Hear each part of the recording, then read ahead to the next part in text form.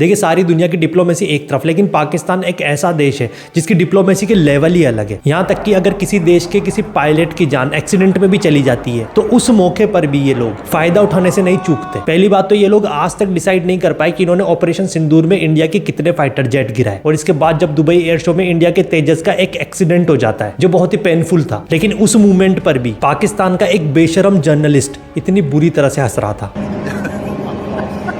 अल्लाह की तरफ से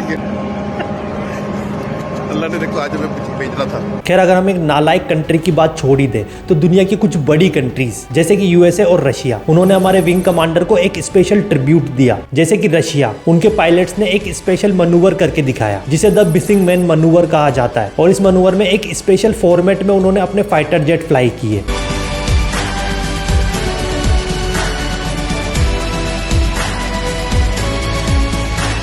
और इसके अलावा अगर मैं यूएसए की बात करूं तो उनके पायलट्स ने तो ये शो ही बाइकआउट कर दिया। उनका मानना था कि किसी भी पायलट की जान चले जाने के बाद ऐसा कोई भी शो परफॉर्म नहीं किया जा सकता, इस शो को यहीं रोक देना चाहिए, और इसीलिए उन्होंने एज अ ट्रिब्यूट शो को बाइकआउट किया। देखिए अगर आपको ऐसा लगता है कि इस एक्सीडेंट के बाद तेजस की सेल पे कोई इफेक्ट पड़ेगा तो मैं आपको बता दूं पिछले 25 साल में ऐसा दूसरा मौका था जब तेजस का इस लेवल का कोई एक्सीडेंट हुआ हो। अदरवाइज तेजस दुनिया के सबसे सेफेस्ट एयरक्राफ्ट में से एक माना जाता है। इनफैक्ट ऑपरेशन सिंदूर के बाद तो फ्रांस के राफेल की भी बिक्री तेज हो गई। तो ऑपरेशन सिंदूर का रिजल्ट क्या रहा होगा ये पूरी दुनिया समझ चुकी है।